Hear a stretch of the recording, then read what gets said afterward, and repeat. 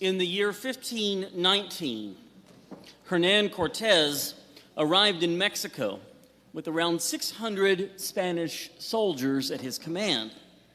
Within a very short time, he would go on to conquer most of the Aztec Empire, an empire which for centuries had inspired fear in others around it. Of course, many of Cortez's tactics as a conqueror were not the kind of thing we would recommend for modern statesmen or anyone else, maybe for that matter. And it's not my intention to endorse his particular actions or tactics, but we can marvel at the way he accomplished a great deal with very little at his disposal, at least initially. To achieve his goal, he formed alliances with many other indigenous groups who had their own reasons to loathe the Aztecs and to want to see that empire crumble. Cortez also made sure to get the maximum level of dedication from those 600 men who came with him.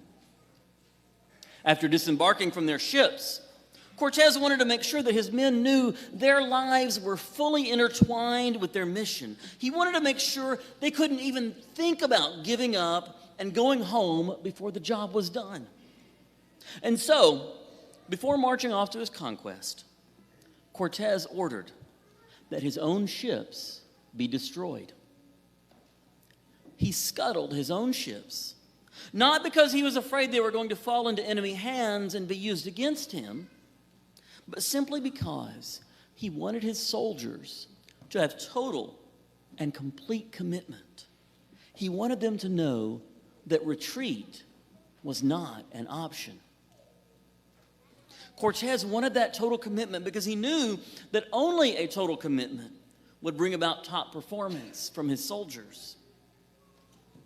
In a similar way, Jesus knows that marriage requires total commitment on the part of husband and wife. When the Pharisees asked Jesus about divorce, as we heard in our gospel reading today, they likely expected him to take a position about which criteria would allow for divorce under the Mosaic law. Would Jesus favor a strict position, allowing divorce only in a few cases? Or would he take a more relaxed position, allowing it in many other cases as well?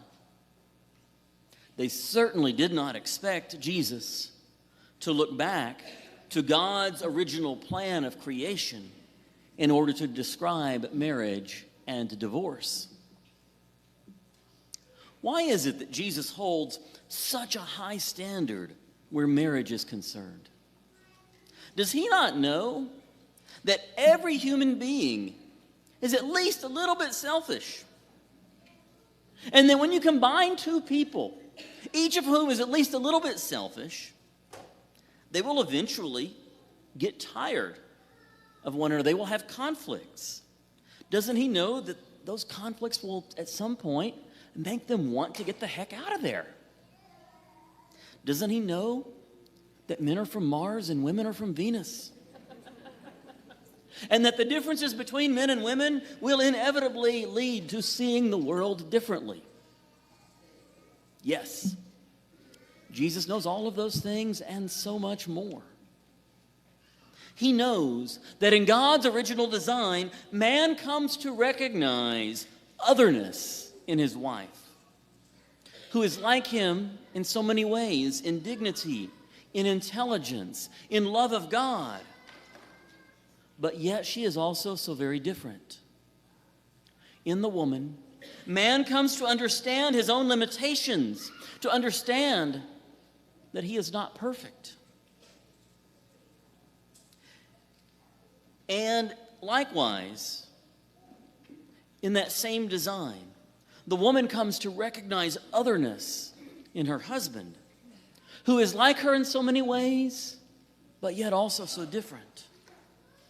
In the man, woman comes to understand her limitations and that she is not perfect. Jesus knows that natural attraction will bring husband and wife together, but human selfishness will work to drive them apart. And for that reason, they need God's grace and his support. Jesus speaks about the permanence of marriage. not because he imagines marriage to be easy. No, Jesus emphasizes the permanence of marriage because he knows it to be difficult. Because he knows it to be difficult. The permanence of the marriage bond is meant to be an aid, a help to the spouses, moving them to work through their differences rather than retreating too quickly from their life together. When Cortez set out to conquer Mexico, he could not know for sure that he would succeed. Even when he burned his ships, I don't know that he could know that for sure. But he knew that if he did not burn those ships, his soldiers might want to give up a little too easily. They might want to go home. And thus, they certainly could not succeed without burning those ships. If they had an easy exit strategy, they would have been all too likely to use it. Sadly, all of us have known couples who did not have an exit strategy, couples who indeed burned their ships, so to speak, but yet tragically still did not succeed in their marriages. And I imagine there are people here with us today that fit that description. You might be thinking about your own past here. And it's not my intention to point fingers at anyone or to assume things that I cannot possibly know about individual situations. But I would imagine that none of us knows a couple who decided to keep their ships, who kept an exit strategy in mind and still succeeded in their marriage over the very long term. If you are married, have you burned your escape ships? In other words, have you dedicated yourself so completely that you don't have an exit strategy if things don't work out? For all of us, whether married or not, have we dedicated ourselves so completely to Jesus that we have no plan of retreat in our lives of faith? Because if you do have such a retreat plan in your faith life, or again, even in your life at home, if you have that exit strategy in mind, if you have that retreat plan in mind, you can be pretty sure that one day you'll end up using it. And that's what Jesus is wanting us to avoid. Wants us to avoid having that strategy, but instead to dedicate ourselves fully in our life of faith to Him, and in marriage for spouses to dedicate themselves fully to one another.